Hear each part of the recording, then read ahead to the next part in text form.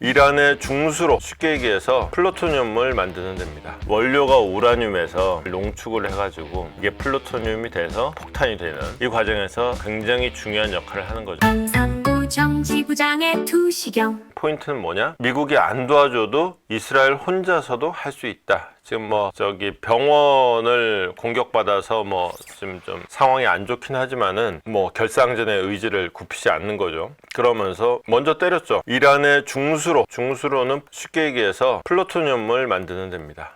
이게 참 뉴스라는 게 가끔가다 한 번씩 이제 일반 시민들의 상식을 쭉 높여줄 때가 있어요. 예컨대 저는 어릴 때도 물리학은 꽤 재밌어하면서 공부했던 것 같은데 생물은 참 재미없어 했거든요. 생물은 기본적으로 외워야 될 게 너무 많고 해가지고 참 재미없어 했는데 그 황우석 박사 얘기 나오면서 그놈의 줄기세포 옛날에는 쳐다보기 싫더니 그거를 싫어도 공부를 했어야 되는 상황이 막 떠오르는데 핵무기도 마찬가지예요. 주기적으로 이렇게 핵 문제가 한번 나오면서 이제 핵무기의 제조 과정을 쭉 한번 공부를 하게 되죠. 보면은 이제 원료가 우라늄에서 그다음에 이걸 농축을 해가지고 이게 플루토늄이 돼서 이게 이제 폭탄이 되는 이 과정에서 굉장히 중요한 역할을 하는 거죠. 근데 이제 타겟이 될 줄 알았기 때문에 사람들은 이미 대피를 시켜놨었고, 그리고 얘가 원래 가동은 안 하고 있는 상태였어요. 이거를 말하기에 따라서는 활성화되지 않은 이렇게 표현하기도 하는데 이 얘기입니다. 하여튼 가동되지는 않고 있는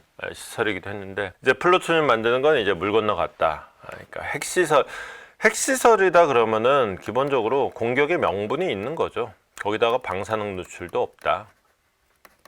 그러면은 이제 딴 나라에 이제 피해 끼치는 것도 없다. 이렇게까지 되겠죠.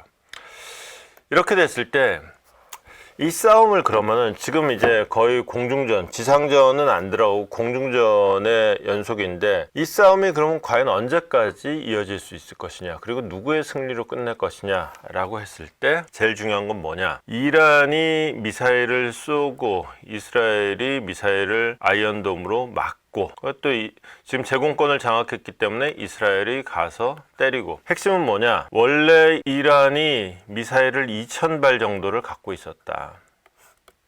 전쟁 딱 터지면 한 1000발 정도를 우다다다다 쏠 줄 알았더니 첫날 한 100발 쏘고 그 다음날은 한 40발 쏘고 그 다음날은 한 30발 쏘고 점점 이게 약해지고 있다. 약해지고 있는 이유가 몇 가지가 있는데, 첫 번째는 미사일 기지가 작살났다. 그래서 쏘고 싶어도 쏘지를 못한다. 두 번째는 이게 지금 이 기사의 취지에 맞는데, 이게 지금 전쟁을 언제까지 할지 모르는 상태에서 하루에 100발씩 쏘면은 20일이면 다 쏜다. 없다. 30발씩 아껴서 쏘면은 이건 그래도 한 100일 간다. 그러니까 아끼는 중이다.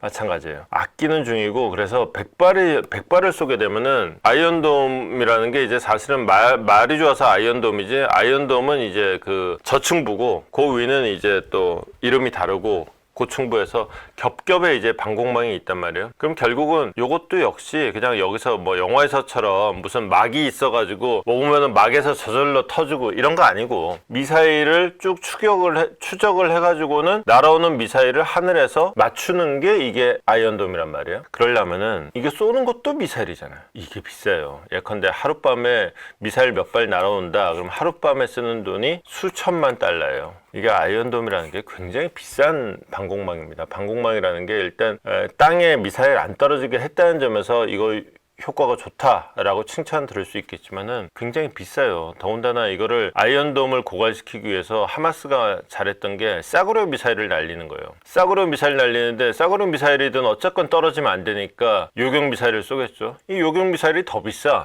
하룻밤에 수천만 달러씩 쓰는데 돈 감당이 안 되는 거죠. 그리고 요격 미사일도 무한한 자원이 아니에요. 얘 이거 며칠 밤만 이거 하고 나면은 얘도 이제 없다고요. 그러면 이 기사의 핵심은 이겁니다. 이렇게 쏘는 이란 미사일이 먼저 떨어질까, 아니면 이렇게 막는 이스라엘의 요격 미사일이 먼저 떨어질까. 서로 간에 그 사정을 알고 있기 때문에 조금 공격의 강도는 완화될 것이다 라는 게 이 기사의 취지예요. 다만 이제 이란의 측면에서는, 이란의 입장에서는 요 문제도 있어요. 중동이 있으면은 중동의 최대 이제 경쟁자는 사우디가 이렇게 있고 여기에 이란이 있고, 이 이란을 중심으로 이란이 이제 자기 말하자면은 꼬붕들을 쫙 만들어 놨. 그게 여기 이스라엘 안에 있는 하마스, 이스라엘 접경에 있는 레바논 밑에 헤즈볼라, 그 다음에 또 역시 이스라엘하고 골라온고원 맞대고에 있는 시리아의 민병대. 이게 원래 여기는 이제 전임 정권하고 연계돼 있었죠. 그 다음에 여기 예멘의 후티. 얘들한테 주는 돈이 1년에 보통 10억에서 20억 달러 정도 됐어요. 그러니까 말하자면은 한 조 단위의 돈이 매년 나갔던 거예요. 이란의 국가 예산 규모를 생각해 보면은 조 단위의 돈이면은